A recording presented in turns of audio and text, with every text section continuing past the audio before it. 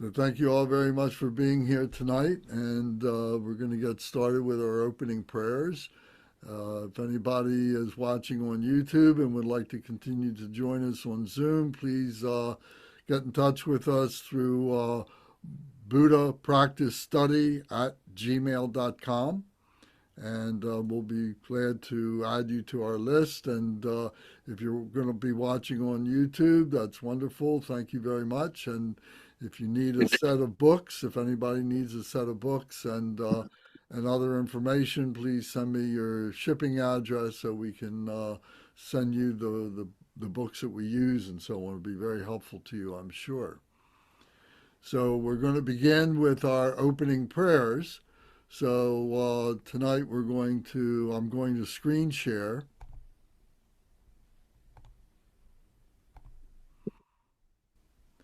So if you have the main book that we use, this is our book of prayers. And prayers, as I think we said last time, was to help us to remember what it is that our intention is. We're setting our motivation. So so the prayers remind us of what that is. So they're prayers to ourselves and not to beings who are outside of ourselves. All these beings, when we talk about the Buddhas and the Bodhisattvas and everything, it's all within our own self, in our heart center, in our true nature. So we begin with the altruistic motivation. So we'll recite this in English twice, and then we can recite this in the Tibetan. And I'll do that and as best I can, and you all can follow as we proceed. All mother sentient beings, especially those enemies who hate me, obstructors who harm me, and those who create obstacles on my path to liberation and omniscience, may they experience happiness, be separated from suffering, and swiftly I will establish them in the state of unsurpassed, perfect, complete, and precious Buddhahood. All mother sentient beings, especially those enemies who hate me, obstructors who harm me, and those who create obstacles on my path to liberation and omniscience, may they experience happiness, be separated from suffering, and swiftly I will establish them in the state of unsurpassed, perfect, complete, and precious Buddhahood. In Tibet. Dagla dangwa je pe jwa no pa je pe ge. Dar pa dang tam she ken pe bar du jo pa je pa tam she ki so je pe.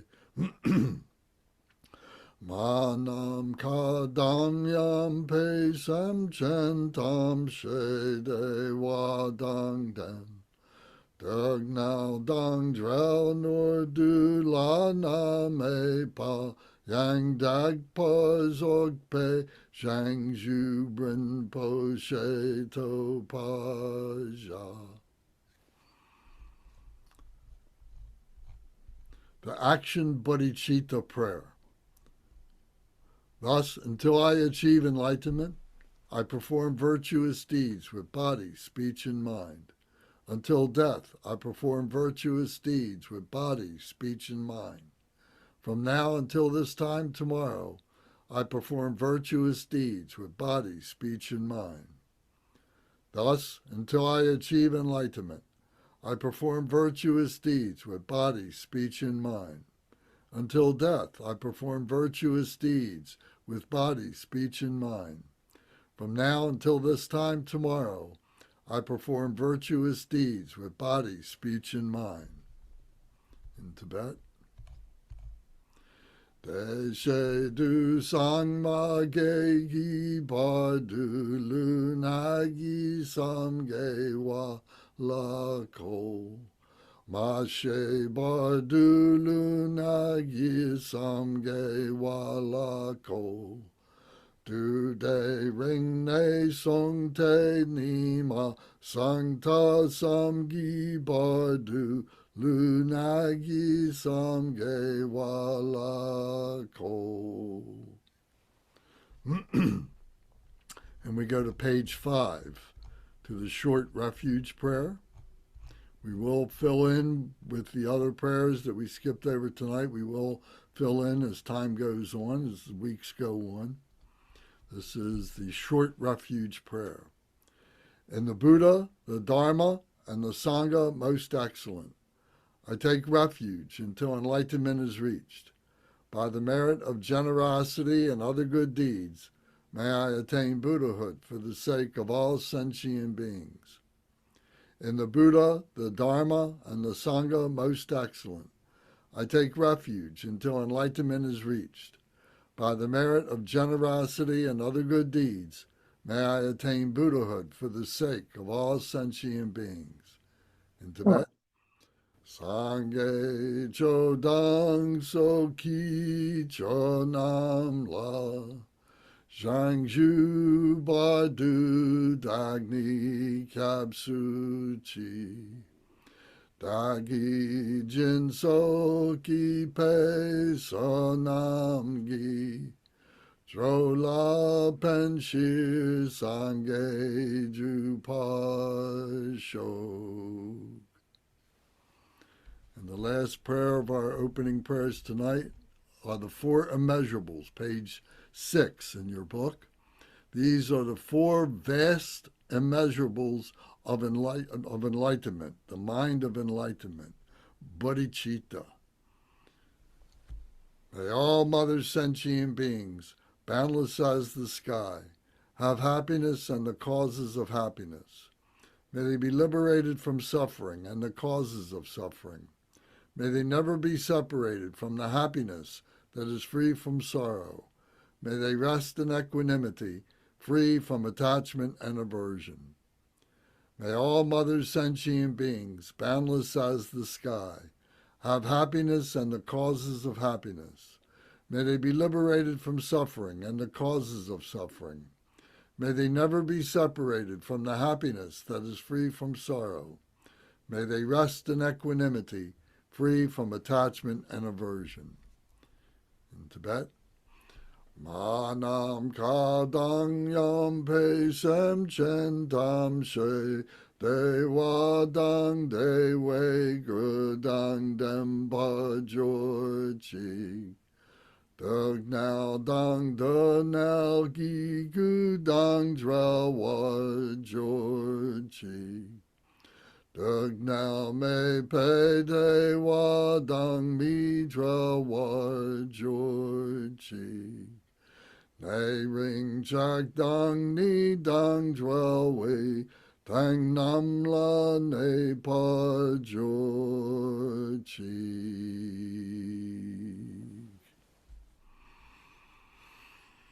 Okay, thank you very much. Does anybody have any comments or questions about the opening prayers?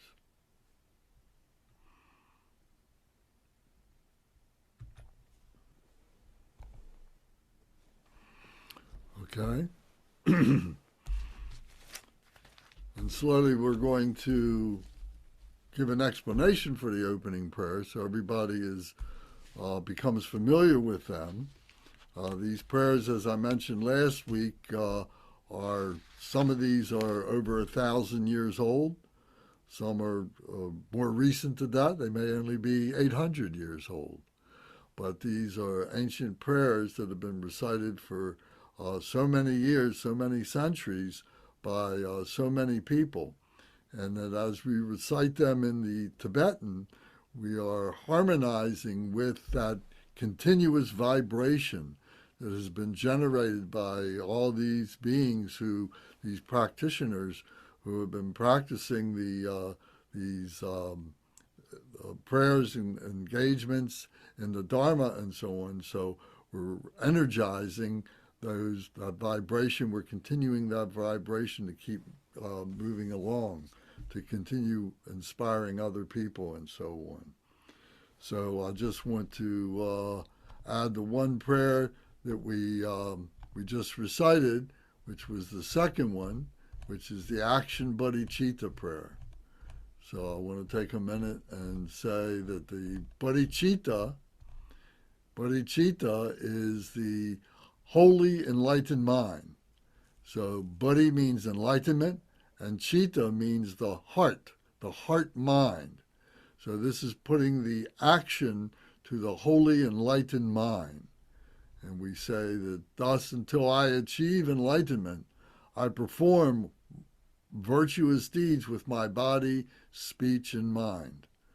Until death, I will continue to perform virtuous deeds with my body, speech, and mind. And from now until this time tomorrow, I perform virtuous deeds with my body, speech, and mind. So it's very important to recognize that it is through our body, speech, and mind that as human beings, we start out as ordinary beings, and through our practices and through our devotion to the Dharma and through our union with our dualistic nature, that our body, speech, and mind becomes the body, speech, and mind of all the enlightened ones, that we share that bodhicitta, that holy enlightened mind. So if anybody has any comments on that. So the first one was the altruistic motivation, and then the second prayer is the action bodhicitta prayer. Okay. Does anybody have any comments or questions about anything that we talked about last week? Okay. All right, then we're going to begin our talk tonight with the JEWEL Ornament of Liberation. And we're going to start at the beginning with part 1, chapter 1. And this is the primary cause. The primary cause is our Buddha nature. Why are we entering into this study of the Dharma? We did talk about that the Buddha mind, and the Dharma is the speech of the Buddha mind, and that the Sangha is the community of people that are in the Buddha mind, who are practicing the Buddha mind, who become practitioners, and so on. So this Buddha nature, we all have this Buddha nature, we all have this awakened nature. So it's not just us that are here tonight, but all beings, all sentient beings, have this true nature within themselves. And for those of us who are recognizing that there's something there, and we want to understand more of what it is, we engage in these Dharma teachings and sharing information, sharing our experiences, and so on. So this is our primary cause. This is why we have this life. We've given ourselves a gift of life. We've chosen to be born again. Maybe it was not a choice where we said, oh, I want to go into this life, I want to be this human being, I want to be this animal or something like that. Maybe it wasn't as literal as that, although it could be. But we chose this by way of our resolve in being able to remain as a spiritual being. A spiritual being is not necessarily to have a physical body. It's not necessarily to have an intellect, but it is to have that spiritual nature. We all have this spiritual nature. All things have this spiritual nature about them. All this phenomenal nature is spiritual in its essence. So we have chosen to become a human being through our past actions and through our aspiration to want to be able to purify ourselves and to help other beings to purify themselves. So our primal nature is to help all beings, to help ourselves to attain our spirituality, to recognize our spirituality, and to make that stable as to everything that we do. So this spiritual nature, this true nature is very, very subtle, very, very subtle, and it's non-conceptual. And by that, I mean that we can't speak about it. We can't say exactly what it is because it's non-dual. We are dualistic beings.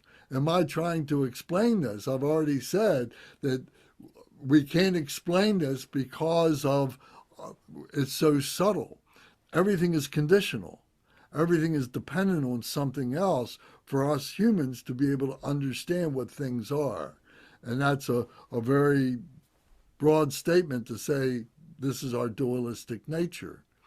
So what we need to do is to be able to bring all that dualism, all those confusions that we create for ourselves, all those interdependent things that help us to intellectualize what's going on, to bring that on to the path of spirituality. So we do that through these practices and through these studies of the academics of what the Dharma is. So we speak in similes. We talk about similes. We talk about examples. We talk about metaphors. So one metaphor is that our true nature is like silver in ore, in a stone, in a rock. You may be outside and you're looking at some stream, or you're going into a mine underground or something, and you find these rocks, and you say, well, this is just a worthless rock. I don't need that. I can throw that away. But a person who is looking for the subtlety, is looking for the reality of what our true nature is, would recognize that there is something within that rock, which might be silver, or might be gold, or might be copper, or might be some valuable element that if we can remove the impurities of just that granite, just that pure rock, and get down to what that ore is, that silver or that gold, we see that within that ordinary rock, there is this very valuable metal that can be used for many different things and so on. So our Buddha nature is like that.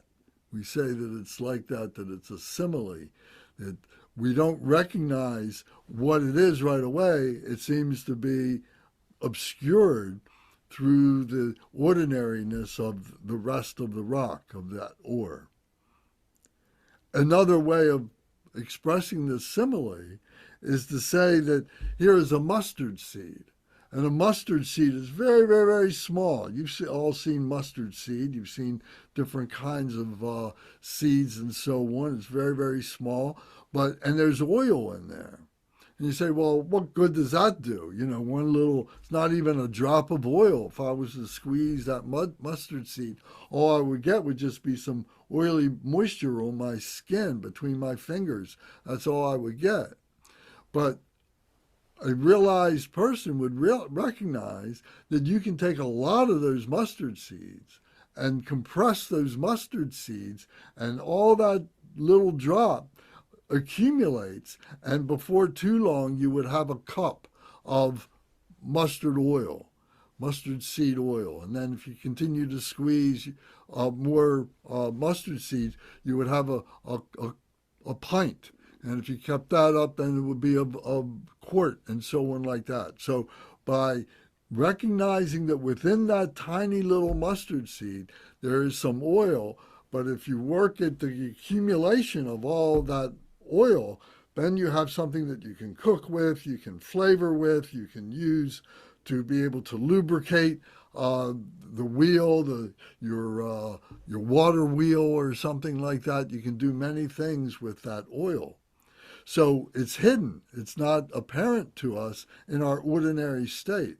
But in our awakened state, in our enlightened state, we can recognize that there is that oil there that is very, very helpful to us. So that's another metaphor. Another one will be to say, here is, I just milked my cow, and now I got this container, this vat of milk, and it tastes delicious and it's nutritious. It can help us and so on, and we like to eat that. It helps us to grow, but we also don't realize that within that milk is butter. And the butter is useful to be able to cook with, to be able to flavor foods and so on like that. But we need to churn that milk in order to be able to get the butter. So we need to put the milk into a container that's a long shaft, and there's a plunger that goes through that, and through the activity of compressing that milk over and over and over again, we begin to coagulate the butter particles that are in the milk, the cream particles that are in the milk, and then butter comes out, and we're able to scoop that butter out and use that for shortening, for our cooking, for our baking, and so on like that. So it's not apparent to us in its raw state, the milk. But when we find that we apply the right action to it, we get this butter, which is very, very useful to us in our preparation of food and cooking and so on like that. So these are three similes that show us that there is a hidden nature to our awakened state that we don't readily recognize until it's pointed out to us, until maybe we discover it by what seems to be some kind of an accident, that by doing certain things, doing these activities, we find that, oh, wow, here's this butter, here's this oil, here is this ore from the rock and so on. So sentient beings are all conscious creatures. We all have our consciousness, but and we're reborn within these 6 realms of being a human being.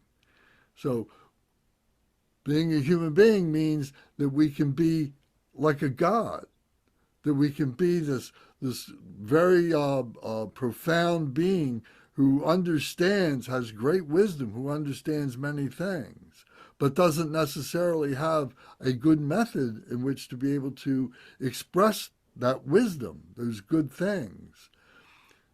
The next part is to be a human being, what we say is a jealous god or a demigod. And the demigod has great skillful means, but not necessarily good wisdom. So you probably know people who seem to always be attracting people, and people will come to them and give them money and give them their trust and so on like that. But this demigod will lead them down a pathway that is not very wise, and they're causing harm to themselves, they're causing harm to other people. So that's part of being a human being. Part of being a human being is being like a god, being like a very wise person, but it's also being like a person who takes their abilities to be able to convince other people and use them for their own benefit, selfishly and so on, and not necessarily with any wisdom. Human beings can also behave like animals.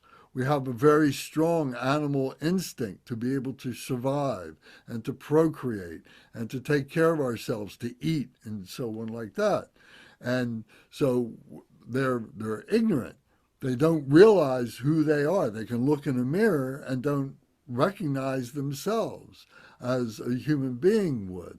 But there are human beings who can look in that mirror and not recognize that that's just an illusion. That's just something that we have created for ourselves through our consciousness and through our adaptation to be able to say, well, this object that I see in this mirror is just a reflection, and that's actually me, but that is only a temporary being. We talk about these things much more in detail.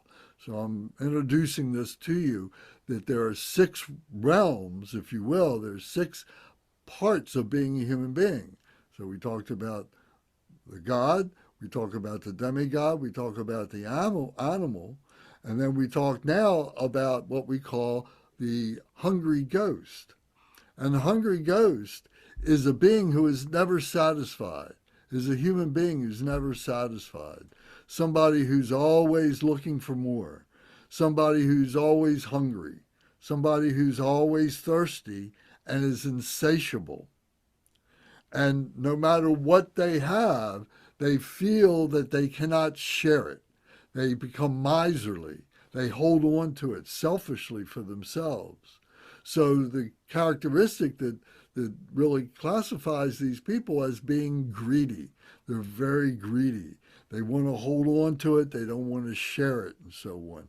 So these hungry ghosts are indicative of symbolic of that greediness that human beings have, that ability to be able to do that, to be selfish, to be greedy, to be miserly and so on. And that for many people becomes their main motivation, is to be able to get more, get more, get more, and be selfish about it and hold it on for themselves and so on.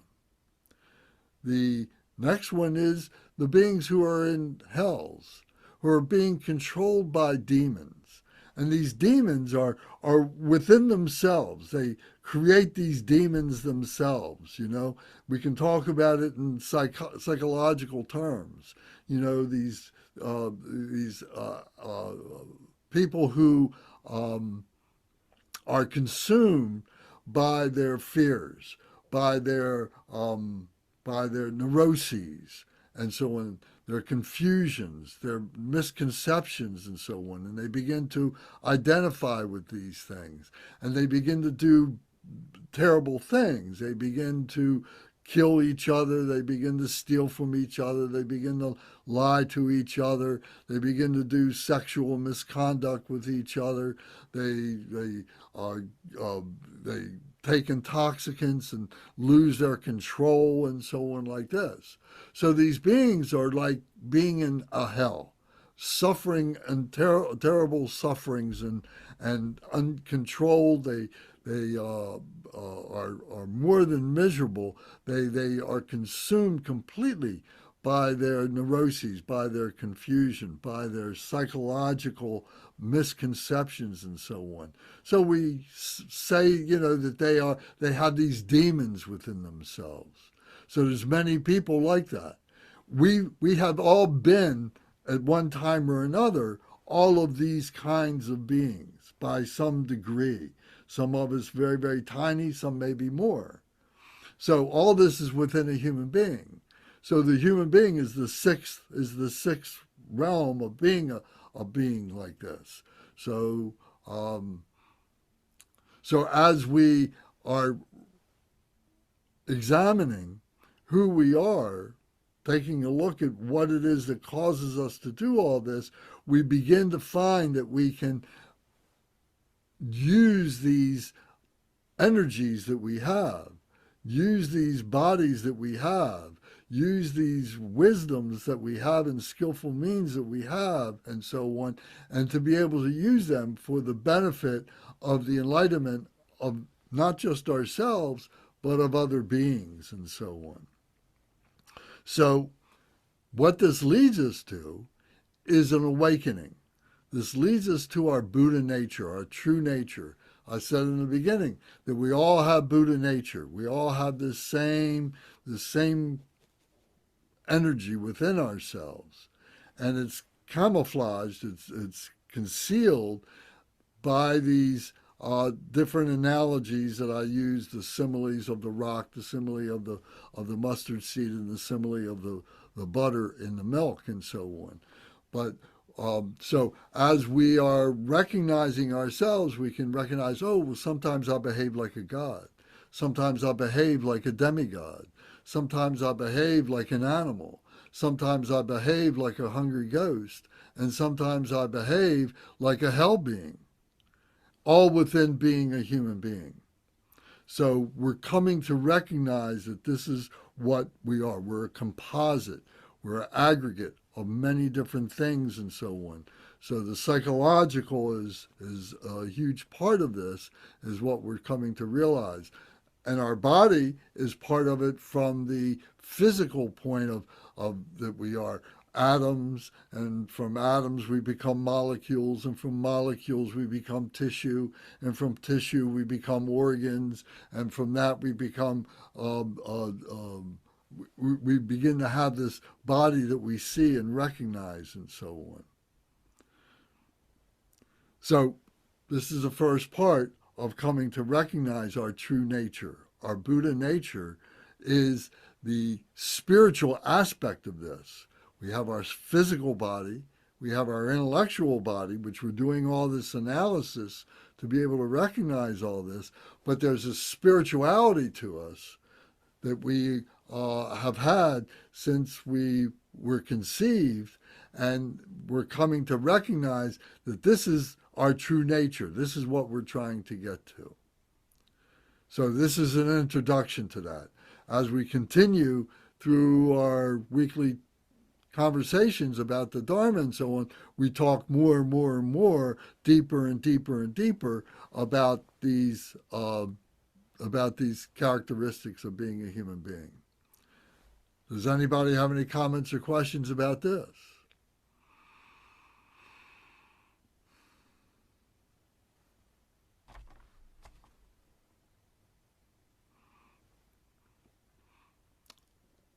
All right, so then everybody recognizes that they are Buddha, that you have Buddha nature within yourself. You have that potential. Everybody recognizes that. That's wonderful. That's great. That's why we have a precious human body. We have this precious human life. And recognizing that is a huge step on the path to realizing that potential of being a Buddha. A Buddha is an awakened one, an awakened human being. Yes, Elias raised her hand. Yeah, I think I was just going to say a lot of what you were going over and what you were saying, it just brought to mind a lot about myself and maybe my qualities and characteristics and kind of just knowing yourself. And then also the other sentient beings that you're also engaging with and interacting with, like that are on your path for a reason. Before I didn't realize there was a lesson here. I think Zara taught me a lot about that. Especially when times have gotten tough, you just think, oh, I wish it would end. But then the same lesson would come back again. And you're just like, oh, okay, the only way out is through. Here we go. So it's hard. But I think what you were talking about really resonates because it's just the way that we're made up in this body in this lifetime. So, yeah, thank you for kind of articulating that is what I'm trying to say. Because it really resonates with me on a deeper level. So yeah, thank you. Well, thank you. And I think everybody's going to relate to this, and that is that these things are very very simple, very profound, and we take these points for granted. But it's very important for us to have a firm foundation on which we're building our understanding of what our life is, what it is to be a human being, what it is to realize that Buddha nature. So these things that we take for granted, we need at this point to be able to flesh out, to be able to have a conversation about, to be able to intellectualize, because we're going to have to refer back to these many times. And when things get confused, like Elia was just saying, there's times when we get confused and we need to get back to the fundamentals. We need to get back to the basis of what this is in order to reconstruct, where we went off the rails, so to speak, and where we got confused. So it's very important to be able to do this. So hang in there. If you feel like, well, this is something that we all should know and so on like that, but you'll find that there's things about this that you don't know. So that brings me to the next point. And the next point is that we say that there are 5 families of Buddha nature. So what does that mean? We all have Buddha nature. No matter who we are, we all have this Buddha nature. But there's degrees in which we recognize that Buddha nature. So the 5 degrees or the 5 families of that Buddha nature are, number 1 is the disconnected family. Number 2 is the indefinite family. Number 3 is the hearer family. Number 4 is the solitary realizer family. And number 5 is the Mahayana family, the Great Way, the Great Middle Way family. So now we're going to talk about a little bit more of the characteristics of each of those families. So the disconnected family are those beings that say, oh, you're telling me that I've got this spirituality, but I don't see it. I don't recognize it. That doesn't make any sense to me. It's invisible. I'm one of those people, if I can't hold it in my hand, if I can't weigh it, if I can't touch it and feel it and have a conversation with it, it doesn't exist. You're talking about stuff that is meaningless to me. They are disconnected from their true nature, from their spiritual nature, that we all have this spirituality within us. We say we have three bodies: our physical body, our intellectual body, and our spiritual body. So out of the 8.2 billion people that are alive in this world today, how many of those people, all that they recognize, all that they realize, all that they operate in is their physical body and their intellectual body? Well, with those 8.2 billion people, I'd say it's most all of them. But it's only a very small fraction of people who have realized their spiritual body, that spirituality in their heart center, have realized that. And that may be growing. We like to think that it is, but we can't be sure. It doesn't matter. What's important is that we're making that recognition, that realization. So these beings who are in the disconnected family have no motivation by their spirituality, or I should say, no apparent motivation by their spirituality. They're spiritual beings whether they want to be or not. It's a question of recognizing it. So how do I say that? I say that because they can still have families. They can still have children. They can still have mothers and fathers, of course, and so on. And they can have relationships, and they can have jobs and responsibilities and so on. And maybe they recognize love. They have a love and so on. They feel that. They have compassion and so on. But they don't recognize the profundity of it and the indestructible nature of it, that is the elements that have been with them for, it's indestructible. It penetrates everything. And that's what's permanent about it. We were talking about permanence and impermanence a short time ago. And, so we're recognizing all this impermanent stuff, thinking that it's permanent. So people say, oh, well, I'm a human being. I've got this life and everything. I don't need to know the stuff that's invisible because that doesn't even exist. I'm not going to accept that that exists.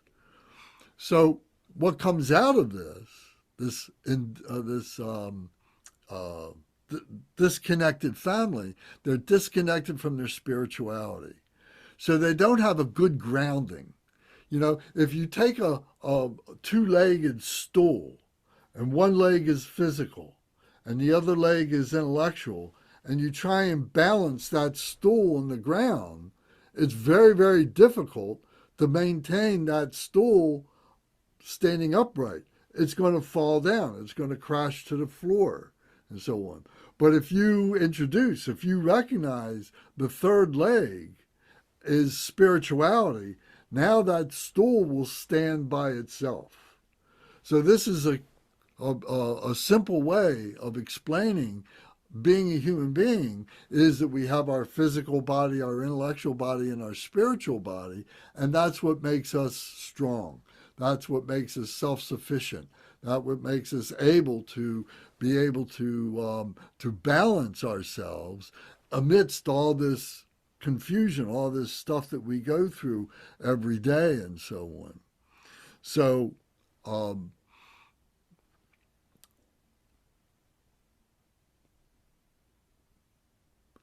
when we recognize that third leg, it's like a seesaw. And on that seesaw, the physical and the intellectual is going back and forth, but it's rotating on this spirituality. And so when we find that that is the important part that brings an understanding, a grounding to who we are as human beings. Another way of looking at this is, if we have our physical body, and that's what holds our brain, that's what holds our intellect in there, and the intellect needs to be able to have the physical body to be able to do that. They work together seamlessly. If we don't have strong spirituality, that we do not think properly, we can't intellectualize properly. If we don't have spirituality, we start getting very selfish. We start getting very concerned with our own selves. We start getting absorbed with our own physicality. And we block out that spirituality aspect. And we start developing psychosomatic illnesses. You know, how many people do you know, and maybe this has happened to you yourself, where you have not had a good spiritual grounding and you become susceptible to different illnesses or something like that. You get a virus, and the virus just gets worse and worse and stronger and overtakes your body. And then it becomes a neuroses, a fear that if I don't do certain things, bad things are going to happen to me. Or if I do certain things, good things are going to happen to me. And I start developing these ideas of uncontrolled lifestyle that is interfering with the way I think and the way I feel. My health gets affected and so on. But with spirituality, we begin to see that there is this energy that we have within ourselves, that we're able to look and support our physicality, and to look and support our intellectual, and to be able to control, have a point of intersection, to be able to learn how to control when things get out of our understanding, when things begin to get unreal to us, that we look at our spirituality and we say, well, there are energy within ourselves that balances things out. So this is what we're learning through our spirituality, is that energy, how that energy works. We see our physical energy, we see our intellectual energy. We're learning to see how our spiritual energy works.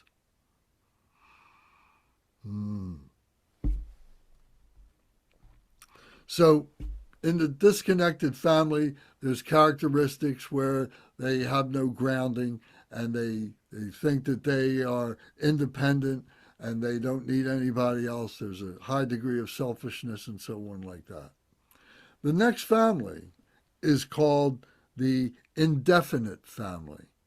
And the indefinite family, or the dubious family, hears about these things, hears about these teachings, hears about, what it is to go to, schools, to be able to learn to be something, that they couldn't be. So if we say that, people who would go to elementary school and that's all they know, but then they find out, well, I can go to middle school and I can learn more things about myself. And then I can go to high school and I can learn some more things over that.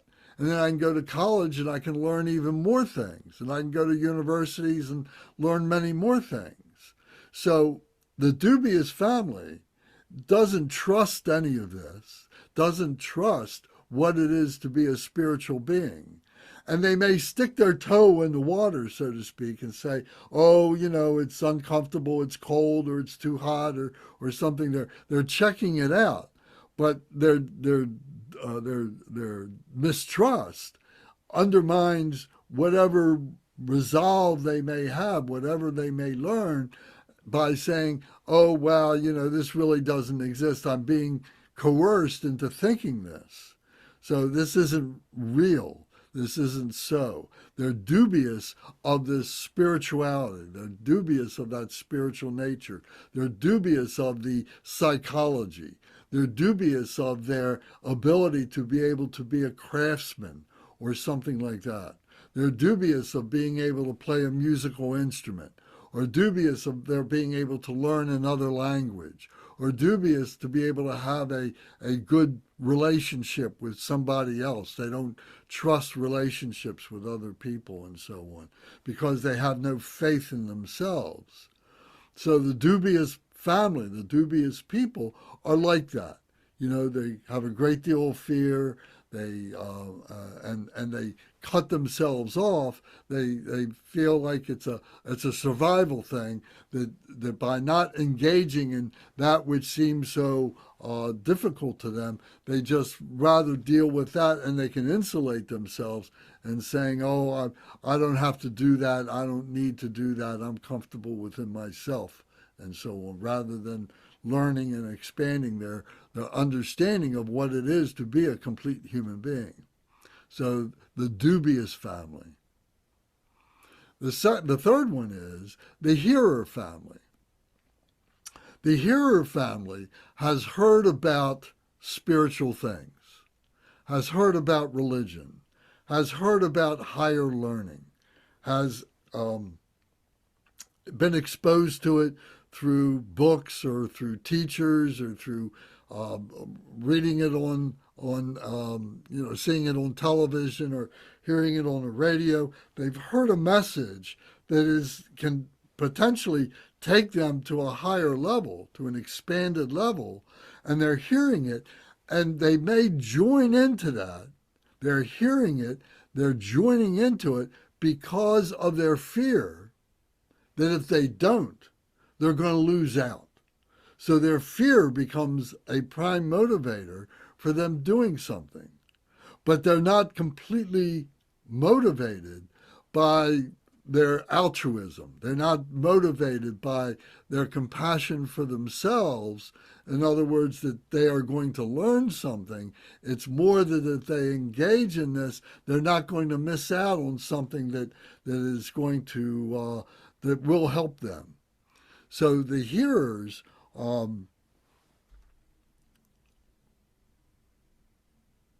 they want to achieve a degree of freedom from their fears.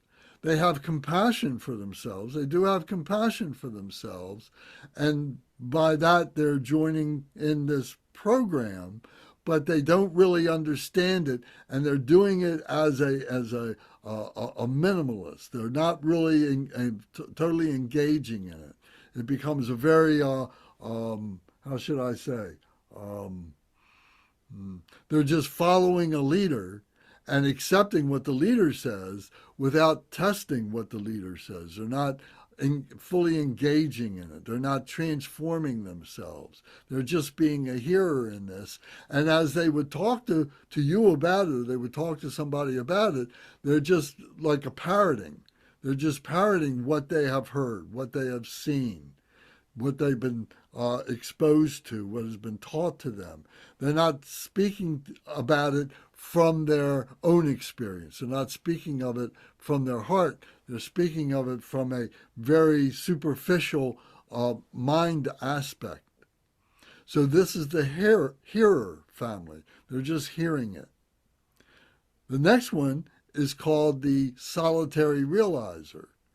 The solitary realizer is very much like the hearer. But the difference is that they have made progress, that they have experienced some things, but they're taking credit for those things. They're not paying respect. They're not paying homage. They're not giving credit to those beings or to those books or to those schools or whatever it is that have led them to be able to have some experiences. So they become what we call solitary realizers. And they build themselves up as being very arrogant and conceited and saying, oh, I've achieved this, I've been able to do this, and maybe I can lead you, I can show you how to do this. You follow me, and because of my ability to be able to convince you, you're going to give me some of your resources to help me to do that. You're going to give me money, you're going to give me possessions, you're going to give me power through your attention and so on.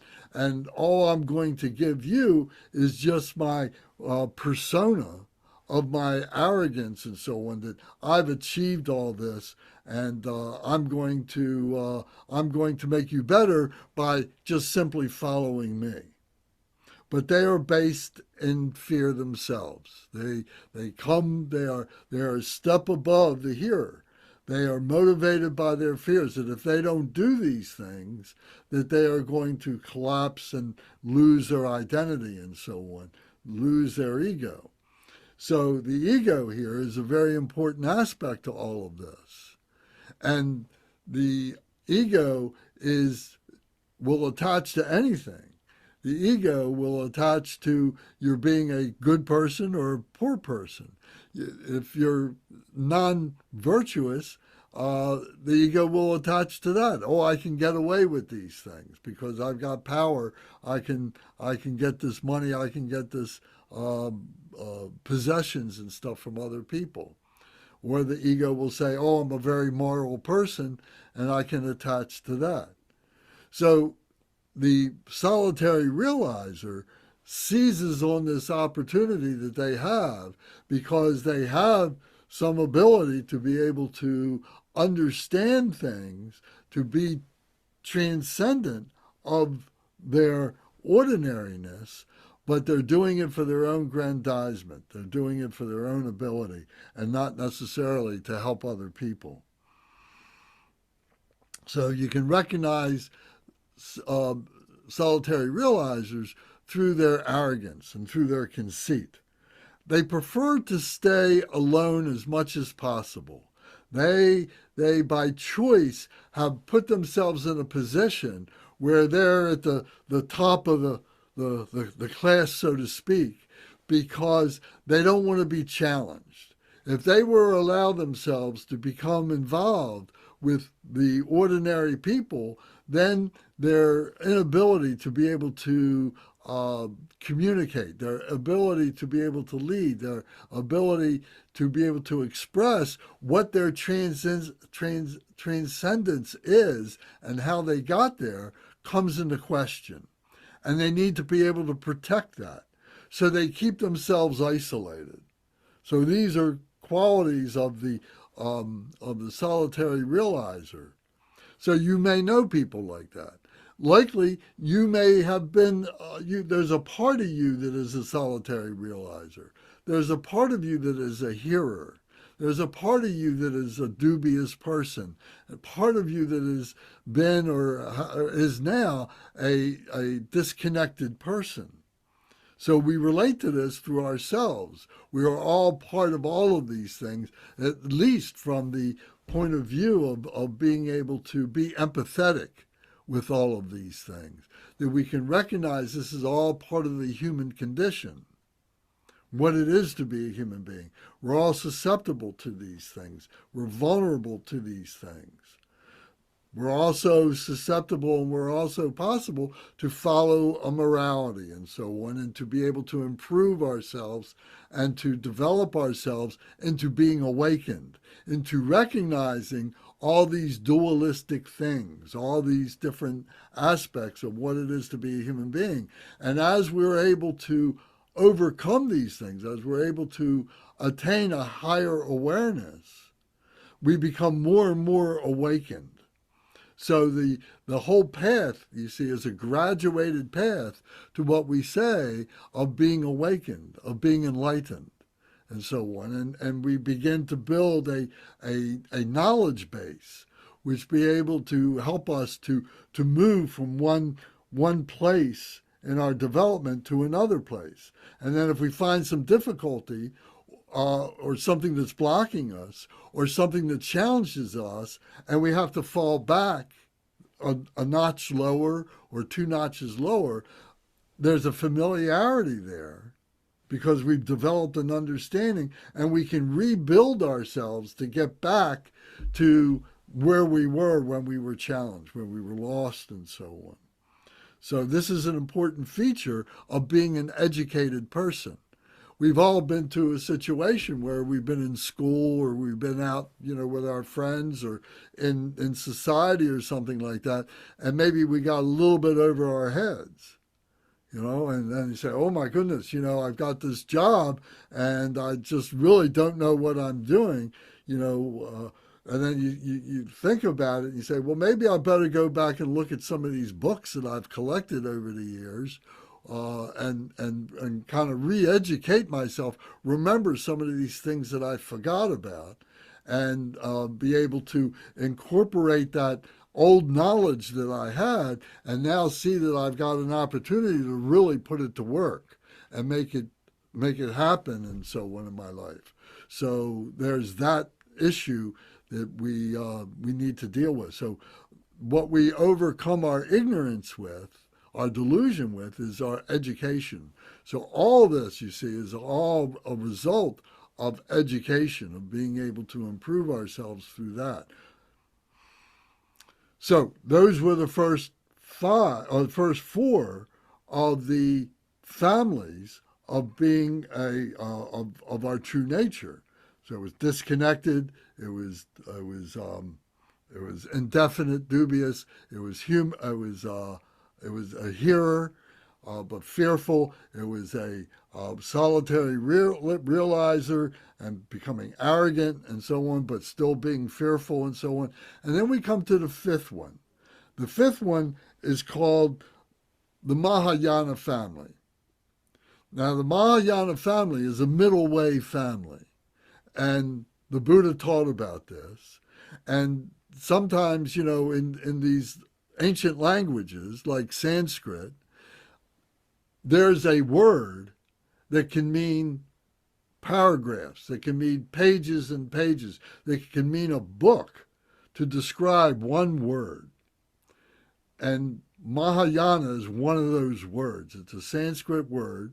It's two words, actually. Maha means great, and yana means a vehicle or a way to get from one place to another, a great vehicle. So this great vehicle is the way to enlightenment, we say, the way to our true nature, and that is our awakening, what we are awakened to. So this fifth family is the family of being awakened. It doesn't necessarily mean completely awakened, that we're in a family that is taking us through the process, that is leading us through the process, that is showing us a process that we can engage in to be able to recognize all the vicissitudes, all the changes, all the different things that we go through as being a human being, to be able to get to being a complete human being, to becoming a being who is balanced amid all the physicality, all the intellectual challenges and so on, and having this spiritual balance within our heart center, that we're able to recognize that we have this indestructible nature, this vibration that penetrates to us all, that is something that is inconceivable until we can get to a point of having an experience with it. All this is based on, in the beginning, is vicarious experience. We're being taught this through our books. We're being taught this through our teachers. We're being taught this through our conversations with other people and so on. And maybe we're being taught this through our own, well, let me suppose maybe this is what it is. This is what it is not, or something. But then you have a very profound experience. You have a gnosis. You have a realization of your own. You go and you see the fire on the stove. You see the blue flame cooking a pot or something. And you say, wow, that looks like it might be hot. You see somebody, your mother's cooking something on there, and she doesn't go near the fire, but she's working with it and everything. And you say, my, that's very mysterious. What does that do? And she says, oh, don't go near there. You're going to burn yourself. But at some point you say, oh, I get the courage up and I'm going to go find out what that fire does. And you put your hand on the stove and you burn yourself and you realize what heat is. And now you always remember what heat is, what fire is, that you have that gnosis, you have that realization that that can burn you, that can do damage to you. But if you can control it, you can use it to prepare your food, you can use it to wash your clothes, you can use it to do so many different things and to keep warm, you can use it for so many different things and so on. We learn how to control it. So the Mahayana is that state of mind that allows you to be able to take these things in and be able to contemplate them and see how they affect me, to see how I can use them, to see how I can help other beings, or how I selfishly keep these things for myself. So the Mahayana is the middle way. It's not going to the extremes of these different things. It's perfectly natural for us to not trust some things, especially those things that we can't see. You know, when we're talking about spiritual things, they're invisible things. But yet we can go back and we can think, we can contemplate, and we can point out in our own lives how spirituality has changed me. And it remains invisible. Through the Mahayana, through that middle way, we can see, well, let's take it away and see what happens. And then when you take it away, you say, wow, I feel so bad, I feel so poor, I feel so worthless. But then when I add it in, then I say, wow, now I realize I'm part of something that, although it's abstract to me at this point, but I feel like that I'm on a pathway to something that comes to being a complete human being, to be a happier being, to be a more satisfied being, where I can help other beings, where I can help my children, I can help my friends, I can help people in my job, I can help the world. And the world is helping me. That I'm receiving benefit from this too, because I'm opening myself up to other beings' wisdom and other beings' compassion and so on. And I become an integral part of a society. And so on, and I see that this is a natural way to do things. So the Mahayana is that experience, is being in a middle way between knowing and not knowing, of inability to do things and the ability to do things. And it's a trial and error kind of a mentality that we surrender to, that we allow ourselves to become part of. And this is what is the naturally abiding family of our true nature, of what it is to be a human being. So these are the 5 families of our true nature, of our Buddha nature. So I said a lot in a very short period of time. So there's a lot of things that we need to talk about this to understand more and more about it, how it affects us. But at this point now, we should begin to have a conversation between ourselves. So I invite everybody to speak up and say, you know, how does this land on you? What does this make to you? What experience have you had with this? And what experience would you like to have with this that you haven't been having with this? So I'm going to call on some people to get the ball rolling. And I'm going to start with Zara, because she put her hand up. So Zara, please comment. Make it easy, right?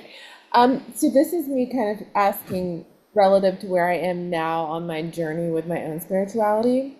I just want to summarize it from how I've heard you as a listener through your beautiful commentary on this. So the 5 families, really, as a human being, we're all going back and forth. We start somewhere, so we start at 1, and so it's almost like a developmental sequence, right? Like the journey. So you can see 1 as being spiritually naive. We'll just say that's the kindest way I can say, just being spiritually naive, and then you kind of ascend up that ladder until you get to that 5th ring where you finally get it. Does that sound right? Like it's a natural progression as you unlayer and unfold on your journey? Yes. Okay, so it's completely normal that for us to just be like with humility and compassion to ourselves to say like, yeah, I've been that person. Like in my 20s, I was disconnected. Like that's we should just accept like as a human, these are everything. Like and it's normal. And we would be like Buddha if we didn't have these in our history at some point. Okay. Um, I did have a technical question for you, or Kunga, whoever wants to, like it's whoever. So for number four, solitary realizers, Praktya Buddha, um, are these people, is this someone who's like very monastic as well, like nuns and monks, people who are, we would consider them like holding the religious pillars, even in other faiths like Christianity or Islam? Are those people who potentially are there, but they're calling themselves like, under the guise of some other title, conventional title, but they're hanging out in that category and not really getting to that fifth level? Certainly. Okay.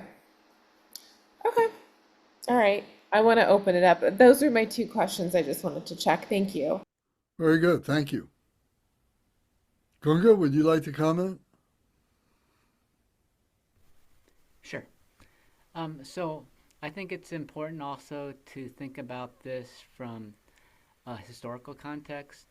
You know, we can the so we haven't talked about this, but you know, the before the Mahayana family came up, or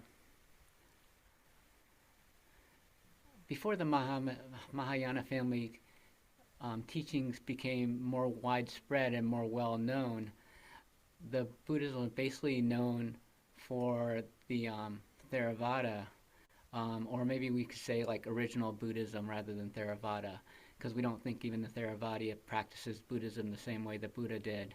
Um, but so this is sort of a critique um, of a split in Buddhism, you know, where a certain type of Buddhism was more prominent, and then this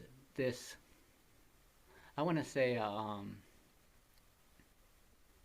re a rethinking or prioritizing what's important in Buddhism. So I feel like this is very much from the Mahayana perspective that the first Buddhists were not focused enough on compassion. They were not focused enough on developing compassion. So And which the so which of these other four categories would they have been focused on?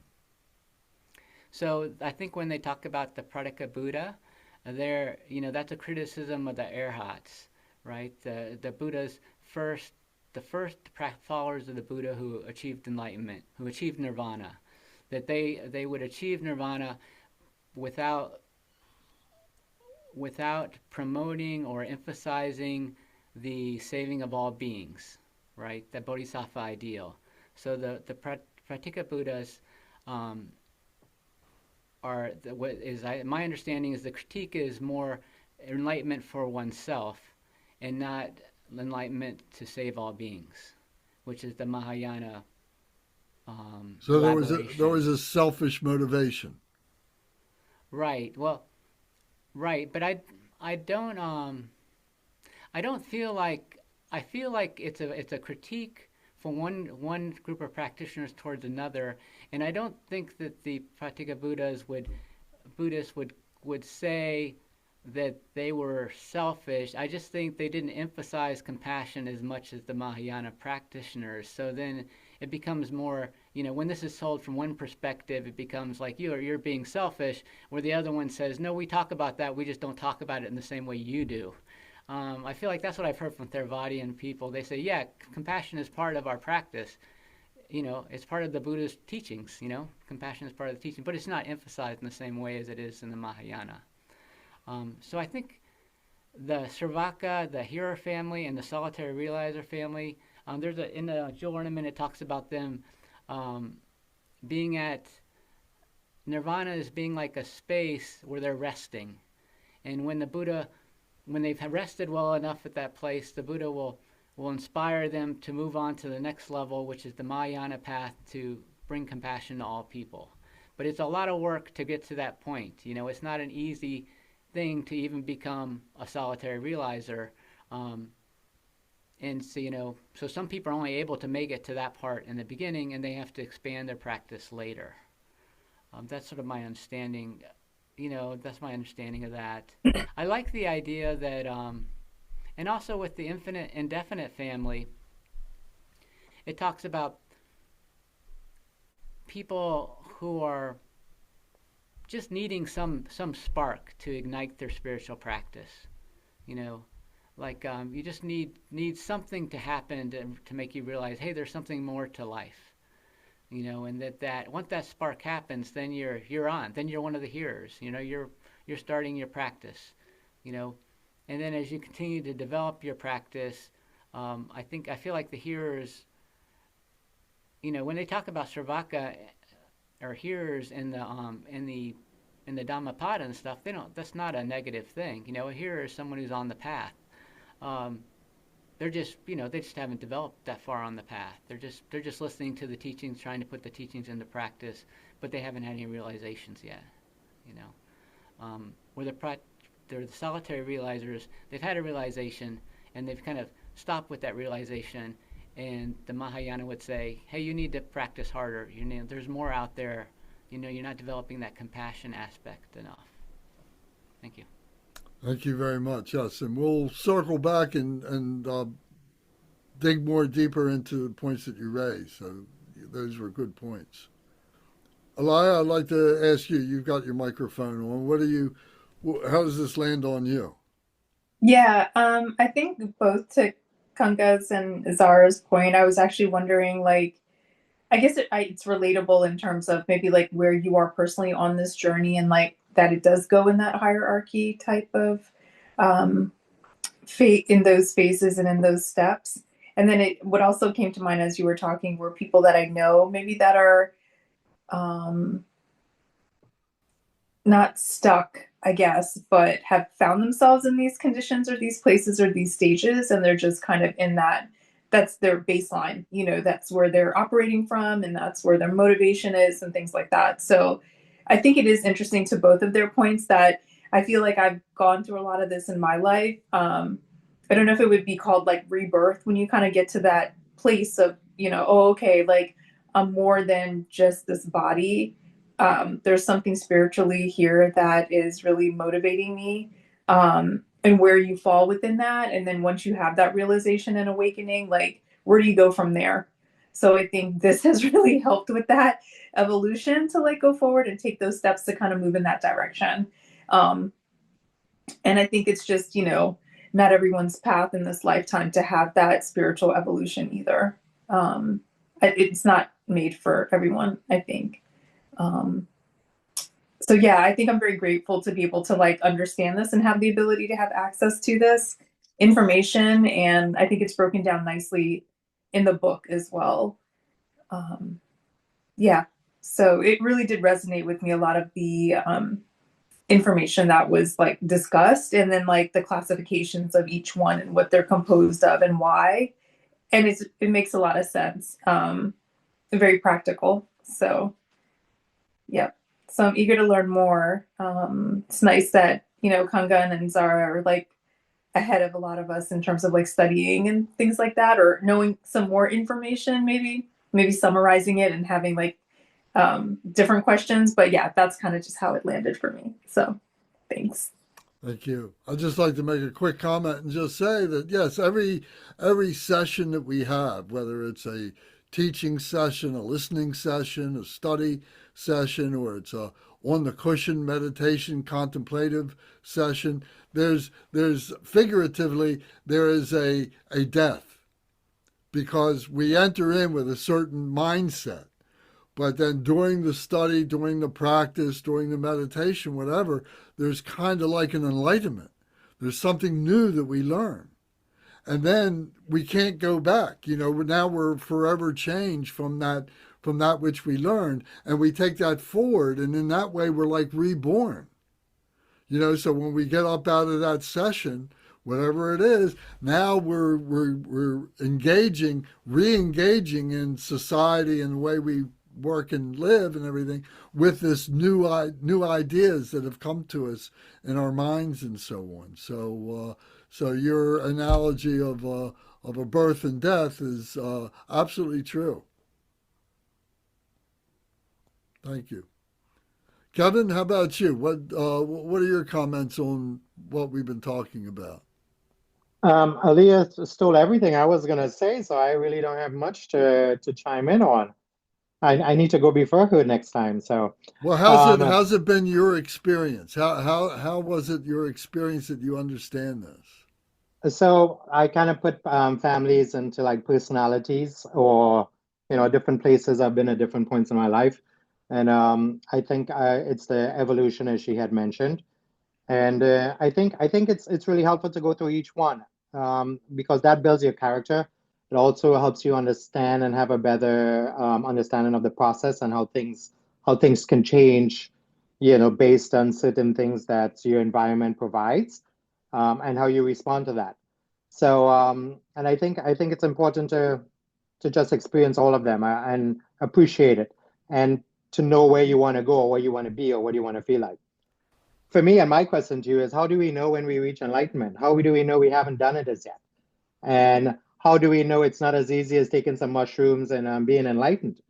So what are your thoughts? What are your perspectives on that? Especially the environment that we live in these days with social media and the news, and there's always something. It's very fast paced, and there's lots of information coming in, and we have to do our best to filter it out and pick what's best, or what suits us and our personality. You know what I'm saying? Or even our environment, because some things are controllable and others are uncontrollable. And fortunately, in the past, I've noticed some things were uncontrollable on my side because it involves other people and the environment. And you have to find ways to adjust to that and to perceive and deal with that. So how do we go about as students or as individuals to filter these things and to be grounded again? I guess it's through meditation and through the prayers is one method that's helped me in the past. Is that how you propose that we do that? Well, it's a very good question, and it's a process. And we have to recognize that there is a structure to the process, and it's allowing ourselves to engage in that process, giving ourselves the time that we need and the energy that we put into the process to be able to come to recognition, come to realization. One of my great teachers, who I've never met personally but have read many of his books, is Ken Wilber, who by many people would consider to be the eminent philosopher of our time, and he was trained as a chemist. He's a doctor of PhD in chemistry, and began his career teaching that. But he was also fully engaged in his Zen practice, and he started applying the methods that he was using in his chemical background, his chemistry background, to be able to, figure out what, you got this compound and you got to separate all the elements that are within the compound to understand how the chemistry of them works together and everything. And he started using this in terms of his spirituality. And he developed these systems by way we can analyze spirituality. So in that way, this is why he became, considered to be a preeminent, a person in the spiritual psychology of all this. So he said, we're already enlightened beings. The problem is we haven't recognized it. And then the next problem is that we have to learn how to live an enlightened life. So another way of saying that is we're already Buddha. We're already awakened to a large degree. But there's those fundamental things that we haven't been able to, that are abstract, that we haven't been able to make the connection with yet. And so by engaging in this system helps us to do that. So whether it's the Christian system, or it's the Hindu system, or it's the Islamic system, or it's the Jewish system, or it's the Buddhist system, they are all systems to be able to learn about what that spirituality is, what that spiritual nature. So what we're learning to do is to surrender our preconceived ideas, allow our brain to open up, to be able to bring in these new ideas and so on, and apply them to release, that which has been hidden to us, that milk, that butter that is in the milk, that oil that is in the mustard seed, that ore, that silver that is in that rock of ore that we don't recognize, and realize that we have these true natures. So that's the answer to the question, is we have to give it time, we have to give it a system, we have to have faith in the system and in the teachers and so on, and allow ourselves the opportunity to be able to allow that to come to fruition. So it may not be the answer that you want, because it's not a short answer. And it's not an answer that you can just plug in and all of a sudden you get it. You got to work for it. We got to kind of disassemble things and then reassemble things.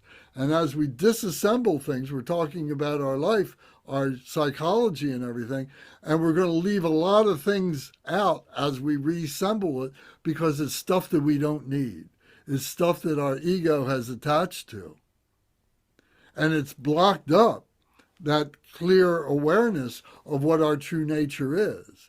And as we build it back together again, we have glimpse after glimpse after glimpse of what that true nature is. And the more that we do that, the more we can control that. And the clearer it becomes, the wider it gets, the deeper it gets, and so on like that. And we're able to integrate that into our lives.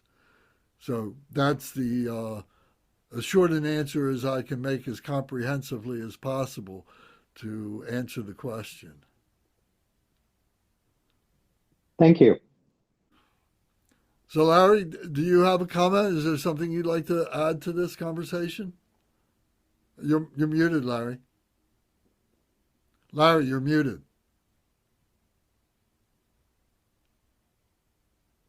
Well, there are a couple issues that you brought up. One is that came up, and I know we discussed this in great detail later in the book, is how to choose a guru.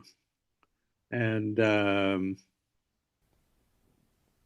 I had an experience once at a teaching where the Lama was discussing this matter, and somebody in the crowd said, well, I might want to take you as a guru, but how do I know what level you're at? And you're not supposed to ask lamas this question, apparently. In fact, the translator refused to translate it, but the guy was persistent. He says, I can't take his until he tells me what level he's at. So finally, the translator said, all right, I'll translate that. And so the answer the the Lama gave back was, I'm at whatever level your mind tells you I'm at. No, he says, I'm whatever your mind creates me to be. And so that was his answer about, and apparently you can't determine what level you're at. Only somebody who's at a level above what you're at can determine what level you're at. So I know I've deliberately stayed away. In the book, it goes into detail about each level, but I've deliberately stayed away from that because I know my ego would get a hold of it and say, "Ooh, looky, that sounds like me. I'm at number 1 or I'm at number 2." So in order to avoid that, I just stay clear of the whole thing. Okay, well, thank you. That's astute to be able to bring that up. That's very good. Thank you. And something that we all have to consider, where are we at, and what difference does it make, and how do we react with each other being at different levels and so on, and how we accept or reject that. So that's a very fundamental question, I think. So it's time to wrap this up. We're going to go a little bit over our time. I want to get to our dedication prayer, but before I do, I just want to make one more analogy, and that is, if our consciousness, our awareness, is like muddy water,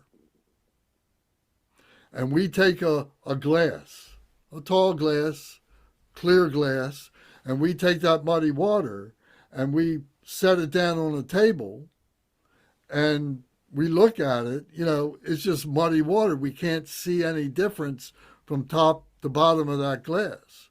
But if we let that glass of muddy water rest, if we just let naturally its own force of gravity and so on like that take hold, we're going to find that a lot of that mud is going to settle to the bottom. And there's going to be degrees of clarity in that glass of water. At the very bottom, it's going to remain very muddy. But as we go up through the different levels of the glass, we're going to see that it becomes clearer and clearer and clearer. The water becomes clearer and clearer and clearer. So this is a metaphor for our process. That in the beginning, everything's very muddy, everything's very confused, everything's very abstract, and so on.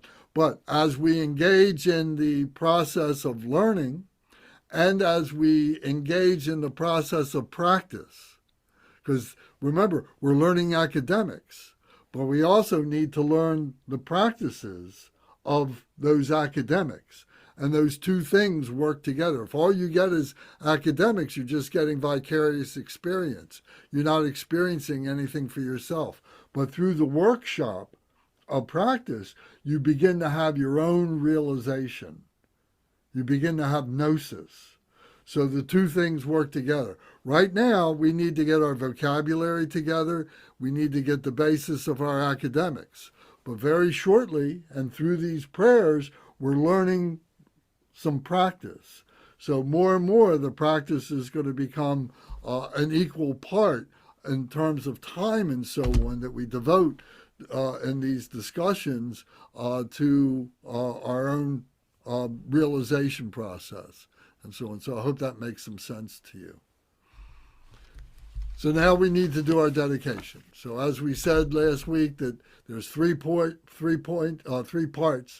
to every practice or teaching or study or meditation. There's the motivation that we state with our motivational prayers. There's the actual practice that we've been talking about here in this discussion. And then there's the final part, which is the dedication, that whatever wisdom we have developed, whatever skillful means we have awakened, that we have realized, we're now dedicating for the benefit of the enlightenment of all sentient beings. So if you have one of these books, or a similar book, we're going to go to the dedication prayer. So we'll go to this to the simple one on page 35 today. And we're going to recite, this is called the, De Korma prayer. And De Korma is Sanskrit word for dedication. So it's this idea that whatever merit we have gathered as a result of this, we are dedicating for the benefit of others. So we recite this just in English. By the virtues collected in the three times, by myself and all beings in samsara and nirvana, and by the innate road of virtue, may I and all sentient beings quickly attain unsurpassed, perfect, complete, and precious enlightenment. May the teachings of the great Drikungpa Ratnashri, who is omniscient, Lord of the Dharma, master of interdependence, continue and increase through study, practice, contemplation, and meditation until the end of samsara. Sarva Mangalam, which means may all be auspicious. So this is our dedication prayer, that everything that we do is, and for all beings, that all that virtue, all that merit be dedicated to the enlightenment of all beings. And we're doing this through the continuous and increasing through study, practice, contemplation, and meditation until the end of samsara, until the end of our suffering. So, anybody have any comments or questions?